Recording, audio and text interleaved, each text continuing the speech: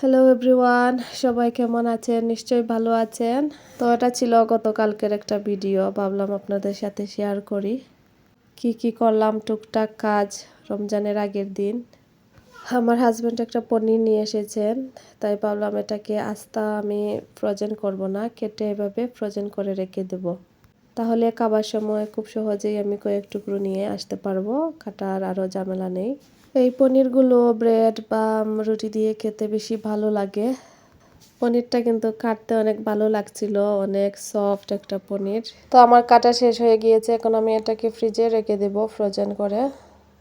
খাবারের সময় শুধু একটু হালকা সেঁকে নিয়ে খেয়ে ফেলবো রুটি দিয়ে অথবা ব্রেড দিয়ে। আর আমার বাচ্চাদের অবস্থা দেখুন, জানালার মধ্যে উঠে পড়েছে। মাশাআল্লাহ, আজকে ওদের আমি নিয়ে চুল কাটাবো। আর সেলুনটা আমাদের খুব পাশেই, তাই আমি আমার হাজবেন্ড আর বাচ্চাদের নিয়ে গেলাম। আমি টুকটাক একটু ভিডিও করেছি, আপনাদের সাথে শেয়ার করলাম। এতদিন আসলে বাড়িতেই ওদের চুল কাটিয়েছি। যিনি চুল কেটে দিতেন গিয়ে বাড়িতে, উনি আসলে মারা গিয়েছেন, আল্লাহ ওনাকে জান্নাতবাসী করুন। তো ওনার কথা খুব মনে পড়ছিল। উনি ফোন দিলেই বাড়িতে গিয়ে চুল কেটে দিয়ে আসতেন আমার বাচ্চাদের। আজ প্রথম ওদের সেলুনে নিয়ে গেলাম। চুল কাটা শেষ করে বাসায় এসে ওদের গোসল করিয়ে দিলাম। তারপর জলদি রান্না করতে চলে গেলাম, অলরেডি লেট হয়ে গিয়েছিল চুল কাটাতে নিয়ে গিয়ে। তো এদিকে আমি গরুর মাংস রান্না করব।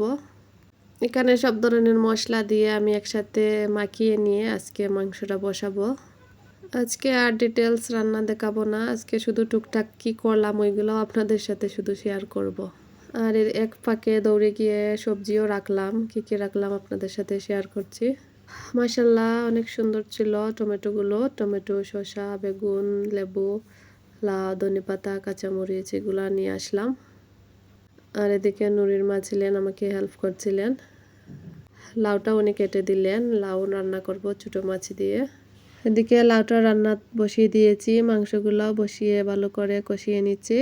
নুরির মাও আমাকে হেল্প করছিলেন। এদিকে মাছও দিয়ে দিলাম, ছোটো মাছ। লাউটা কিন্তু মাশাআল্লাহ অনেক মজা হয়েছিল, একদম কুচি একটা লাউ। আর লাউ রান্না করলে কোনো মশলা দিবেন না, শুধুমাত্র হলুদ, রসুন, পেঁয়াজ আর বেশি কাঁচামরিচ, ধনেপাতা দিয়ে রান্না করবেন, দেখবেন লাউটা খেতে খুব মজা হয়।